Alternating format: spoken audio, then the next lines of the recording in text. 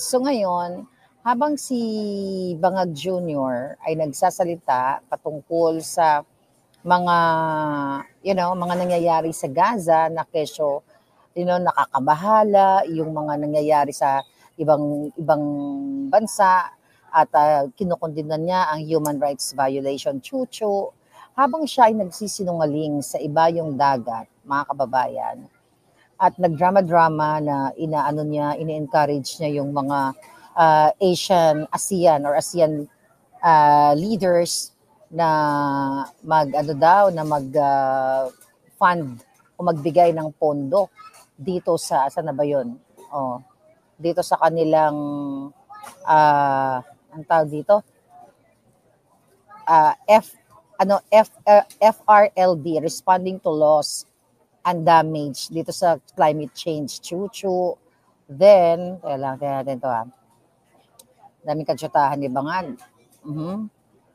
Natin to. Oops, ano yan? Di ba? Marcos encouraged distribution to loss and damage fund.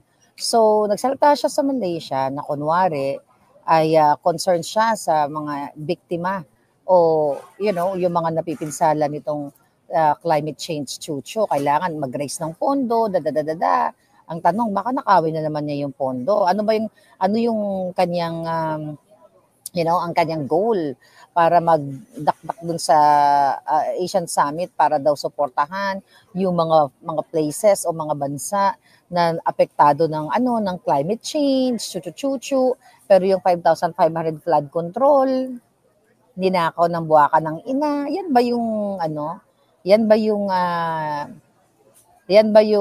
papaniwalaan ninyo? Kunwari, concern sa climate change, yung mga biktima ng mga baha, ng init, ng bagyo, o kung ano-ano pa man.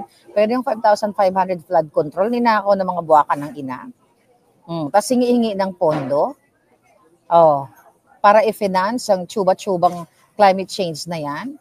Kunyari, partnership dito sa mga Asian countries. Pero ang totoo, ninanakaw yung pera ng bayan. Mga tsuba-tsutsong kasinungalingan para umunlad ang mga Asian countries at ang Pilipinas. Pero mismo siya ay nagpapalubog ng Pilipinas dahil siya ay tuluyan talagang bumulusok na dahil galit na talaga yung taong bayan sa kanya. At the heck, magsasalita siya doon na yung militarization issue ng Israel, 'di ba? At doon sa Gaza na nag-incur daw ng na marami daw ng mga nabiktimang sibilyan, 'di ba? Tapos kailangan daw sundin ang international law. Aba, putang ina. Ay, sorry. Sorry. Nasa mall kasi ako palangga eh. Ang buwaka ng ina. Susundin daw yung human international law. Narinig niyo ba yung sinabi niya? Pero ang Pangulong Duterte, binayolate niya yung karapatan ni Pangulong Duterte. Pinakidnap ng buwaka ng ina. Kaya no wonder, bulusok talaga yung putang Jutang Jinines. Ayan. Kain nga ako ng shrimp. Kakagigil. Ngayon, ang question dito, paano itong mga pondo na ito, sino ba humahawak ng pondo na to? Yung tungkol dito sa fund dito sa climate change na to. Huwag dapat ipahawak kay Bangag yan. Diba? Well, I believe, bilang isa sa mga host, I don't know, sino ba humahawak ng pondo na yan? Nanakawin na naman ibang dyan. Manghingi sa mga Asian countries, tapos nanakawin na niyang Jotang Jimenez na yan. Diba? Ang galing magpapogi-pogi sa international stage. Drama-drama ang walang niya. May in-order ka? Ano yan?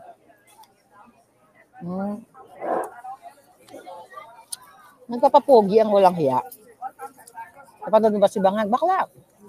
Drama-drama doon sa... ang papapogi-pogi na kunyari, concern siya sa human rights. International human rights and human law. International law. Tapos si PRRD, pinakidnap ng buwakan ng Jimenez. Papogi point siya doon ng isang araw. Di ba? Paano mo ma-resolve yung mga tsuba-tsutsong sinasabing climate change na yan, kayo mismo ang pumapatay sa mga puno. Di ba kayo ang nagpapatumba sa mga illegal logging ninyo, mga buwisit kayo dyan. Yan, mga negosyo ninyo. So wala pong walang kakwenta-kwenta ang mga pinagsasabi ni Bangag.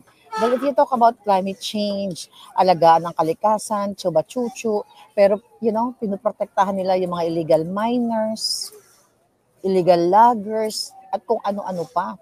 Pinababayaang bahayin ang Pilipinas, 'di ba? Yung yun nga, yung mga miners na naman kasabwat nila. Oh, yung hindi pinaghahandaan yung mga disaster sa atin. 'Di ba recently ang dami pang namatay. Anong kadyutahan 'yan? Anong kadyutahan 'yan, Bangag? Pasalamat ka nasa public ako ngayon. Nagkataon naligo ka na naman sa murang Jotang Genemes ka. 'Di ba? Visit na 'to. Nawag-nawagan pa ng financial ng fund, chuchu-chuchu, inanakawin lang ng mayan.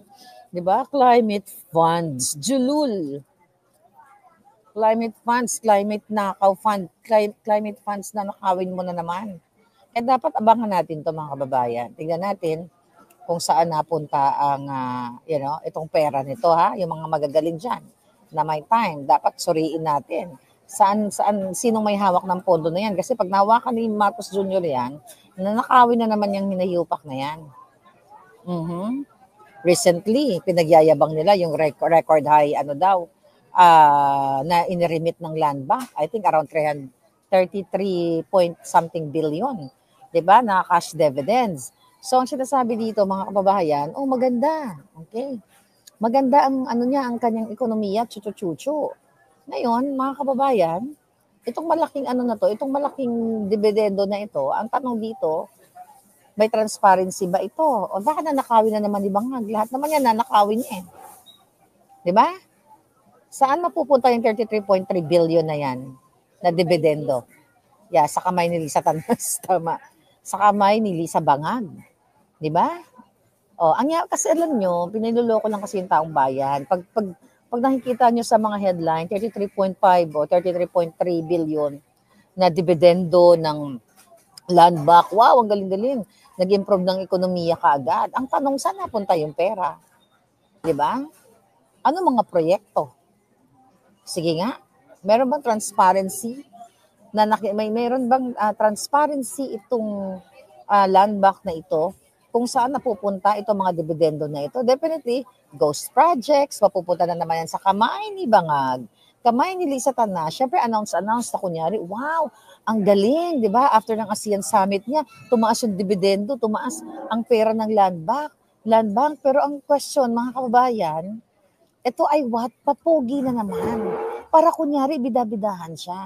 Pero ang totoo, di ba? Gusto niyang pagtakpan yung pangidnap kay Pangulong Duterte. Puro pagpapabango sa mabaho niyang nga bells na punong-puno ng pulburon at yung ilong niyang kasisinghot ng pulburon. Di ba? So, yun yung mga kababayan.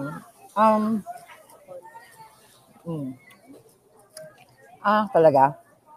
So, darating na siya. Pupuntahan natin siya sa mga 5 minutes, ganyan. Okay. Okay. Sa Centinela? Wow. Ngayon, I have 5 minutes daw kasi pupunta na kami ng Centinela. Itong in-appoint nilang spokesperson na mukhang ngiwi. Anak ni Abante. Sabi niya, sino ba nagsabi nun? Si J.M. Morales, si Agent Morales. Yung in-appoint nilang spokesperson. Mukha daw tumira ng isang sakong pulburon. Mukha lang naman. Anak ni Abante. Ginawa nilang spokesperson.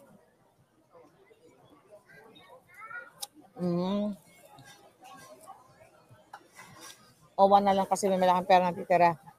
Kaya ito na naman ang target. Yung babae nget pa. Yung nget pa na parang nakatira. Mukha lang naman siya nakatira. Baka hindi naman baka Mamaya, mamaya babodyakan natin. Nagpa-cute lang ako. Actually, nagpa-cute lang ako sa inyo.